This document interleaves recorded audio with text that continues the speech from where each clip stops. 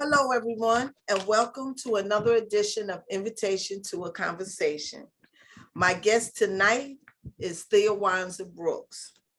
Theawanza Brooks was born in Brunswick, Georgia on March 16, 1984, to Aubergina McCullers and Freddie Brooks. Did I pronounce that name right? Yes. She is the daughter of 4 children. She was raised by Mr. Willie and Charlie Aubrey. Theawanza, along with her niece, took care of the Aubrey's until they passed away in 2018 and 2020. Theawanza graduated from Brunswick High in May 2002. While in high school, she played on the basketball team and played the trombone in the band. She didn't further her education. She chose to stick to her passion for over 20 years in customer service. Theawanza is currently employed on Jekyll Island as an assistant manager. She is the mother of 4 amazing children, Savion Brooks, Alaria Carter, Tylin, and Tylinia Brooks. Theawanza is a member of Greater Works Than These Ministries, where she serves as needed on the Because We Care ministry. When she isn't working or spending time with her children, she is working with families, including her own, helping fight the injustice faced by so many. Theawanza was the lead activist, advocate, and frontliner of all the peaceful protests and rallies in the shooting death of her nephew, Ahmaud Arbery. Theawanza's hard work, along with others, helped shed national attention on his case, unseat a district attorney, termination of a chief of police, and indictment of a district attorney. Theawanza is looking forward to starting her own nonprofit organization where she can travel, be a motivational speaker, and continue to fight the injustice in the world. And now I introduce you to Ms. Theawanza Brooks. Good evening. How you doing this evening? I'm good. How are you? I'm good. Thank you for accepting my invitation to a conversation. My first question is, how did you become a part of the Arbery family? Your bio says that Mr. Willie and you took care of Mr. Willie and Charlie raised you and you cared for them. How did that all start? Okay, well, they got me when I was like 3 months old. My mother was in a situation where she couldn't take care of me at the time. So the Arbery's are her godparents, or were her godparents. And they took me in and they raised me from an infant to an adult. Oh, okay. Okay.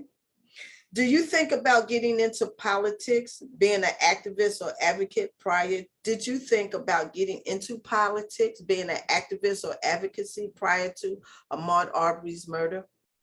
To be honest, no, ma'am, I never saw myself here. This kind of caught me by surprise, but I know that this is where God placed me. Sometimes we go through life and we don't know our purpose. And sometimes it takes things like this or other things to happen for you to know your purpose. But before to answer your question, no, I had no idea that I would even be involved like I am. And thank you for being involved. Like you said, things happen and then the light comes on and you say, I need to do this further. I need to research this further. I want to be a part of this cause for anybody else. How was Ahmaud as a nephew? Did you see him often?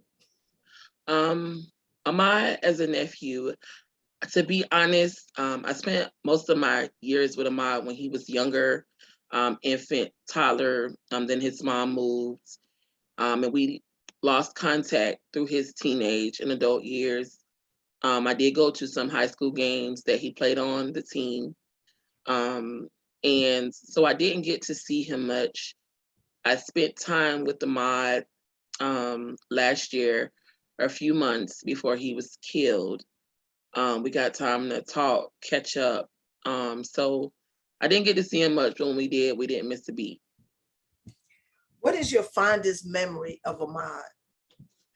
Oh man. My fondest memory of Ahmaud was when he was a baby. My parents, the Arbors, they used to watch him, and his mom worked at Flexi. So one day, he had just finished eating, having his bottle, and he was full.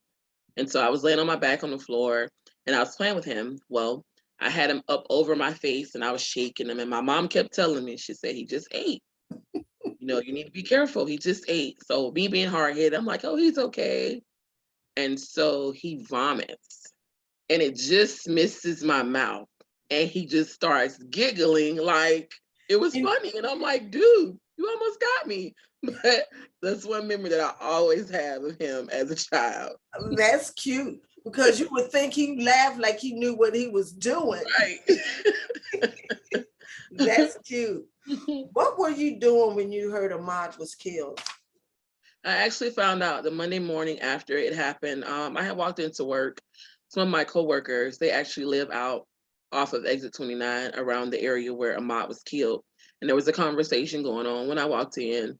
They were telling me that some gentleman was killed from breaking in out by their house last night. And so about 15 minutes after standing there listening to the conversation, I received a call from my niece Denisha, which is my sister Kim's daughter. And she asked me, was I at work? And I told her yes. And she said, well, did you hear that Quez was killed? Because that's what we called him. And I was like, killed where? And she was like, out by his house somewhere. I'm not sure all the information. I just got the call. I said, well, I don't like to go by hearsay. I said, so I'm going to call his mom myself and see. And so I placed a call to his mom, and I said, hey, I just received a call. The news to me is disturbing, but I don't like to travel off of gossip. So I wanted to hear from you. Is Quez okay? And she was like, well, if you heard that he's deceased or has been killed, that information is correct. Mm, mm, mm. Wow. Yeah.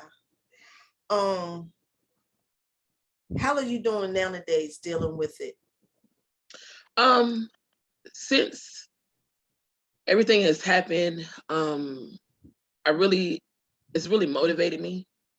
It's pushed me to get out here and do what I do best. I've always been a talker.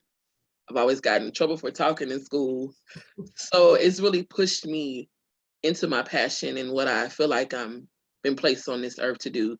But as far as dealing with it, I've become stronger. I can talk about it. I can share his story, and I can help others see so that they don't have to face the things that we've had to face. Mhm. Um, do you have any idea of what's your speculation of how long you think the trial will last? Well, I know that the jury selection is going to be about 2 weeks because of all of the emails and letters that they sent out to jurors, and it's over 1,000. So it's going to take them a while to go through each person to find out.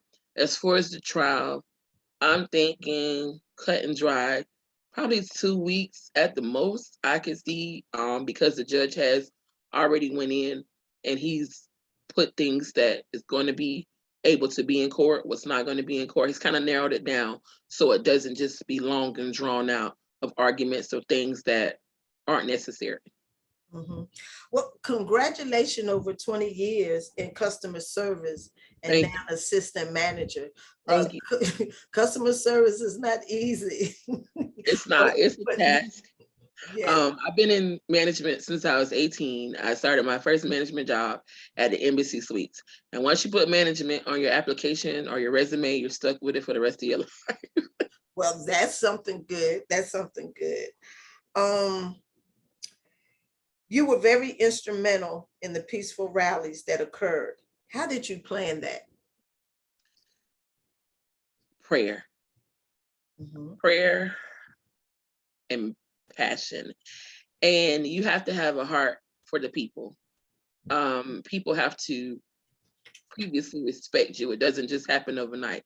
So you've had to have gained the respect of the people for them to be able to respect you when you stand into a certain position. So along with myself, my sister-in-law Carla, uh, Kevin Smith, he was a part of the movement, and Rico Collins, we kind of just sat and strategized and talked about things that needed to be done. And, we made it known that any rally or protest that, we're going to do this in peace because things are done in decency and in order. We don't want to do anything that's going to jeopardize Ahmaud getting justice. And that's what we've been on ever since the beginning. How are you helping your family and other families fight the injustice faced by so many people? In Ahmaud's case, just keeping his name alive. Everything so far has went forth. All we're waiting on now, of course, is a conviction, and then we move forward from there. But as far as any other families, I have been recently talking to families, learning more about cases and things that has happened right here in Glenn County that I never knew about in surrounding counties, and just doing my homework and seeing if there's something that we can help them with to actually get justice for their families, and talking to district attorneys, reaching out via email to the attorney general, just trying to help these families get the ball rolling so they can hopefully get the justice that we're seeking for Ahmaud. And so when you planned this, like you said, you needed the support of the people that already knew you and they helped put it together. Are those still same people helping you with the injustice as you go further of helping other families and everything? Are they interested in it? The only person that's really still in it and that's been sticking with me is, I call her my sister. She's my sister-in-law, Carla Arbery. She's been there since the beginning. She's still there. She's helped me organize this weekend's rally that we're having. She's helping me, and then we've joined collectively, a group of women have gotten together, and we have working with another organization that are fighting for injustices too. So we're keeping our feet wet and staying engaged in the community and surrounding counties to help where we need it. Do you know how many organizations will be here that's touching down here in Glenn County by next Monday for the trial? Do you basically have any? That is a great question. I have talked to, on hand myself, probably about 20 organizations. And then there is another organization, TJC, Transformative Justice Coalition. They are bringing in a group of people, and they're doing some things too in their organization on their own. So there are many organizations and then many people that are coming together in support of the next few months that we have to look forward to with the case for Ahmaud. So are these organizations doing their own thing, or are y'all going to come together collectively? And how do you schedule are there going to be different things going on simultaneously with all these other organizations and what you're going to be doing? Ms. Pam, honestly, to speak from my perspective, everything honestly that's been done, rallies and stuff, I've orchestrated on my own. I haven't worked with any organizations. Nobody has stated, let's get together and let's do this on this date. This rally that we're doing this weekend was planned over 2 months ago. Anything about the other group that's coming in this weekend. So there was no opportunity to plan and get engaged. So no, ma'am, at this moment, none of us have talked to come together collectively to make it one big impact. What steps did you take to get Ahmaud's murder nationally? Well, after I spoke to his mom, her words were to me, I asked her, well, what happened? She told me that Officer Larry had came to her house and stated to her, because she was out of town, and he told her over the phone that Ahmaud had been involved in a burglary and that there was a fight over a gun and Ahmaud was killed. So my question to her when she said that to me was, do you believe what they're saying about your son? And she said, at this moment, with everything going on, I don't know what to believe. I'm just going to let the police do their job. So when I hung up with her, something in me said, don't believe what they've been told, what you've been told. He didn't do it. And that's what I've stuck on since the beginning, that he didn't do it. So I began to, at work, I was putting together packets Had Maud's picture in it. I had articles in it, things that just didn't sound right. Because I was like, how can you break into a house that's under construction? So I put these packets together. I sent them out to like Steve Harvey Morning Show. I mailed them to the Ricky Smiley Show. I sent one to the president of the NAACP in Atlanta. Like I just started just writing people that I knew had major platforms that could help with Ahmaud's story. And then on top of that, just up and trying to figure out certain things. And then I sat on live and I started talking to my live, which I have over 5,000 friends. So I have a big following. So I just went to talking and I went to kind of reading the article to them and breaking things down and trying to help them see the picture that that I was trying to paint, that something wasn't right about the story. And so then I got someone who worked somewhere on the inside to send me the 911 calls, and I listened to the 911 calls, and I'm like, okay, this still doesn't sound right, because the lady on the 911 is asking this man, what did he do wrong? What is he doing? What is he doing? And all he could say was he's running down the road. So things just did not sit right with me. And so I knew that something had to be done. And I went to work and just strategized from my job and home online with the followers. And that's it. And I still don't understand to this day, how can you burglarize a home that doesn't have any windows or any doors? Right. I didn't either. I didn't either. Nothing about this is funny, but I'm just saying, as a child, or as an adult, we all love going into buildings to see how they're being constructed or where they're going to be put together and where this is going to go. That's just something that many people have done. When you went nationally, who reached out to you first and was willing to listen to your story? The very first person that took my story seriously was Pastor James Woodall. At the time, he was the president of the NAACP state. And so he called me. He said, I got your email. And he said, we're going to look into it. And he was the very first person to actually listen to what I had to say. And then after that, it just kept spilling out into different voices and spilled out different voices, but it really didn't take off until May 5th, 2020, when the video that Roddy gave to Mr. Alan Tucker, whom he thought would represent him to help him because he thought that he was being helpful and doing a good deed, was given to Scott Rifen, our radio specialist, and he leaked it. And I made a phone call to a couple of people. It's like, okay, we gotta do something. Gotta get off at this time. We didn't advertise it or anything. We just kind of said, this is what we're doing. We got this at Tilla Shores. Once the video was dropped, we got online and just told the people, this is where we are, this is what's going on, this is what happened. Did you see the video? And I'm telling you, Ms. Pam, I don't know where these people came from. But by the time we turned the live off and looked up, 17 of 82 was locked down with cars.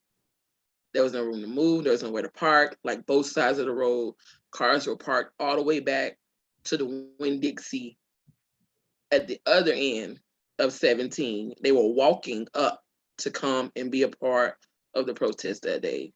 So that's the power of social media and strategizing.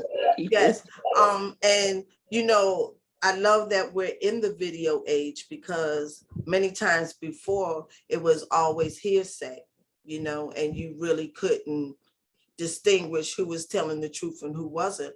But even with videos nowadays, they still try to tell us what we see is not what we're really seeing, and what you hear is not what you really hearing. But that video told the story. And once people seen it and shared it, well, it is what it is. Yeah. You unseated a district attorney. How did that process start? I want to say we unseated a district attorney. I people. definitely want to say we, Yes. because no one person, because I'm just one vote. But what I'm going to tell you is that it took a lot of people to strategize and get together. Keith Higgins was not even on the ballot when it was time for voting. We went to his office. We got several petitions. We walked the streets. We knocked on doors. We talked about Ahmaud's story and other things that have occurred in our community. And we were just tired. And we needed people to understand what was going on and that we needed them to help us. And the only way to help us do this was to get out, stop being afraid, and vote. Kendria Bacon, rest in peace. Yes. She worked collectively on her off days from longshoremen. She Yes. would post up on Altama with her car, and she Yes. would have people come up there and sign the petition just to help.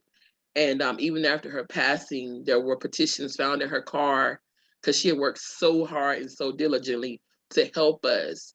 And so on November the 3rd, Brunswick showed out. Mhm. They got up and they went to the polls and they voted because they were tired and they understood our frustration and our pain and the pain of other families and how long this has been going on and nobody has done anything about it. And we're the first place in Georgia to unseat a DA and get a new DA. So I'm proud of Glenn County. I want to I'm say proud. I'm I, so proud of them. Thank y'all yes. so much. A lady friend and I were at the rally when y'all had the big petition, and we were out there signing it. So since Attorney Higgins has been in the seat, have you still been in touch with him? I haven't been in touch as much. When I first talked to him, he has been very busy. DA Higgins has a lot on his plate. He took a very, very tough job, but somebody had to do it. He's game for it. It's just going to take him time to go through all the cases because he has to get in, learn the cases, understand the cases, look at the evidence in order to be able to do his job. So he's been very busy. I have talked to him a couple times outside of the office, run into him at like Lady K's, he's getting something to eat, or, in a parking lot somewhere, and we just kind of catch up there. But I strongly feel like he's doing what he can do at a time like this. How did the indictment of the district attorney go? How did that come about? The indictment was done by the Attorney General. There was an investigation. He has seen, I'm sure he probably saw the video too. He's probably saw other things. The lawyers on both sides, Merritt and Mr. Crump, they strategized themselves with letters and things that they needed to do on their end to have her investigated, along with emails and people writing about her misdeeds. And so it took it to a point of where he had to do an investigation because the people were tired and there was something that needed to be done. Where is that now? Where has that gone now? Do you know if she's going to be tried or whatever? Well, right now, of course, it's on hold. He is doing an internal investigation. There are some families who have reached out to him. We had a press conference a few weeks ago called Jackie Johnson's Misdeeds. And there are families in that situation. I'm just going to say all of those families in that situation have situations that need to be looked into. So they're reaching out, they're talking to his secretary, they're sending emails and sending information that they need to have their cases looked into as well. So with that, hopefully, if he does his investigation, as we are trusting him to do, there will be more indictments to come on her behalf. Now, the termination of the police chief, how was that planned? Actually, it wasn't planned. Chief Powell was under investigation for perjury and witness tampering on a case that involved a confidential informant with one of the officers. So he was already under investigation for that.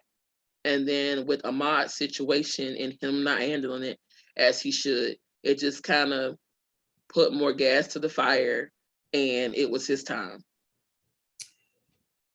Thank you. Your nonprofit, what will the mission be? The mission will be just what it is, boots on the ground to serve those who have faced injustices and be the voice of the ones who are voiceless. And that's really my mission, is just to continue the work that I've already started. Have you came up with a name of it yet? I have. I don't want to share it because nobody steal my name. Know exactly what you mean. Yes, That's so ma'am. terrible, but I know what you mean. Yes, ma'am. So will it be okay, so it will just be what type of cases will it be? Will it be like the Ahmaud case, or will it be various cases? It will be various cases. At this moment, with my sister-in-law, we've done some talking. We've talked about there's certain things that we want to get our hands in, because we also have to realize that, we still have families. So some of the high profile cases, you want to be hands-on, but you have to understand, we have to figure out how to separate your lives. And so we're still negotiating and talking about how those things will be handled. But in due time, it's God's work, so He'll make it where we can do what we need to do. Okay. You said one day you want to be a motivational speaker. Who would be your audience? What age and why? Well, I'm going to be the motivational speaker that wants to speak to whoever wants to listen. There's no particular age, but I do focus a lot on the young people because they are who need us. I'm raising children, so it's important that we encourage them. It's important that we instill the right things in them. It's important that we have these conversations about what racial profiling means. It's important that we have these conversations, that because your skin may not look like someone else, they may treat you different. So it starts very young, and it's unfortunate that we as African Americans have to have these conversations with our children, but they're very important conversations to have because of situations like Ahmaud's and so many others. And so I want to be the person to enlighten them and help them to understand that you don't have to be afraid to be you at no time, and that, your life is very important and you are valuable, and you never let anyone make you feel less, even though there are people in this world who may not think like you, they may not look like you, but just continue to be the best you that you can be. And I want to make sure that they understand that. Um, and young people have to understand the justice system, because when they go in, I read a book, Just Mercy. Did you see that movie, Just Mercy? Young people do silly things and they might get caught up, but they don't understand their rights. They're not told their rights, and they get stigmatized because they don't understand the judicial system that is playing against them already. And it's so sad that I I think I haven't thought of anybody yet, but we need to have a conversation to educate about this justice system, of what you should be prepared to say, do, or not say or do if anything should happen. Um, how will you continue to fight injustice? Every case is different. Mm-hmm. So you will have to know the case, understand the case, get involved, be seen, be a voice, go sit in offices, go talk to whoever, send emails, strategize, work collectively with those who are here to fight for the same things that you're fighting for, and just take it one step at a time. But like every case is different. Mm-hmm. The trial is, what's the day? 5 days away, Monday.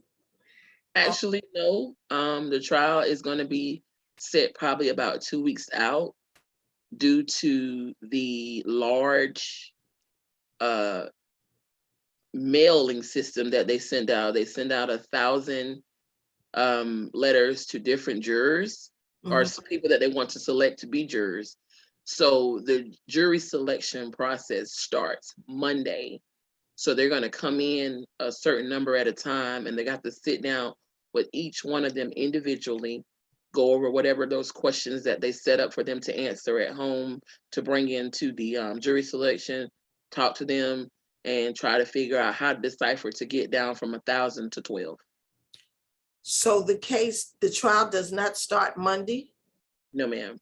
Jury selection starts on Monday. Um, So so one of the organizations are bussing people in for the trial for Monday.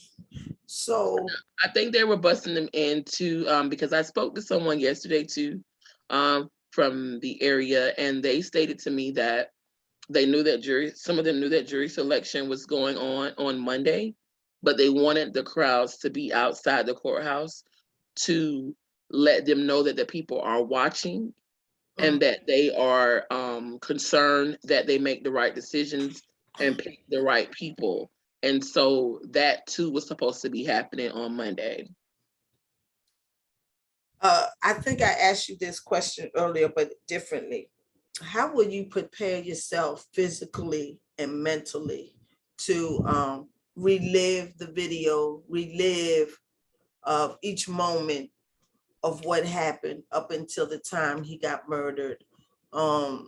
Is there any type of preparation, or how are you, preparing yourself? Prayer. There's no way to prepare because every time you watch it, your heart is going to ache. Every time you see him fall to the ground and lay there helpless, your heart is going to ache. Every time you have to think about what were his last thoughts, your heart is going to ache. He was afraid. He couldn't get out. He ran for 7 minutes. You think about all of that. So your heart is going to ache.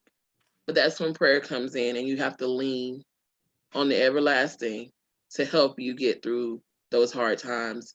And there are times when things are, rough. You just get up. You have to get up and walk out the courtroom and get yourself together collectively, and then come back in and start over again. What what would be a jury of your peers in your sight for this trial? Well, I really don't know, because, you know, picking a jury from here is difficult. Mhm. We're a close knit community. Everybody knows everybody.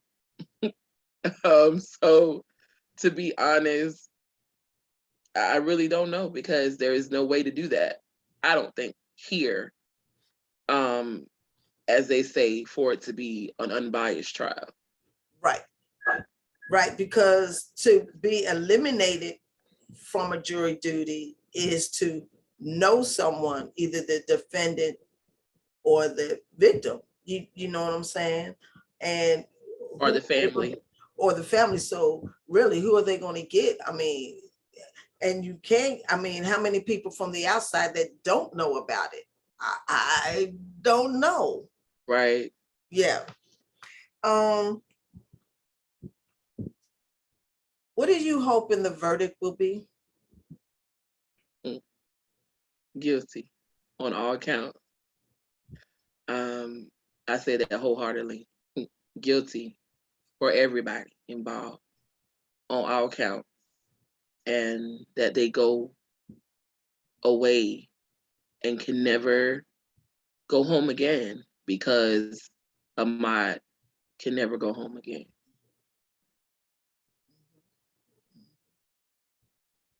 What do you think the sentence will be? What do you hope it will be? I'm hoping life without the possibility of parole. That way you can sit there every day and think about your actions Mhm. and the hurt, not only that you caused our family, because your actions caused your families to hurt too. And so now you get to sit for the rest of your life and think about what you did and how you hurt a family if you would have just did the right thing and minded your own business, or got the police involved and let them do their jobs. Ms. Brooks, thank you for this conversation. Thank you for what you do. I see you around everywhere. I try to stay engaged in the community. I really do. Yes. And this is one of the reasons why I do this show, because people who are not engaged in the community, I love bringing the community into them to keep them up to date on what's going on, what's about to happen, and how they should look at things differently and be involved. And I encourage everybody to Yes. get engaged. Yes. Get engaged in your community. Mhm. Get involved. Y'all may call it being nosy, but I call it being in the know. Because you need to know what's going on around you. You need to know not only for yourself, but for the people that you love and care about. Get into know. Get out and vote. Make your voices heard.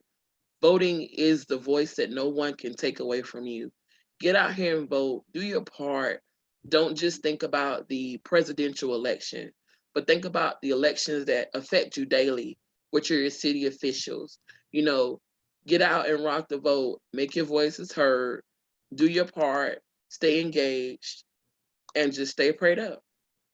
Yeah, I'm being nosy. That's why I invite people on to see what their business what they're into, because I always find out that there's so many different occupations out here that we don't know about.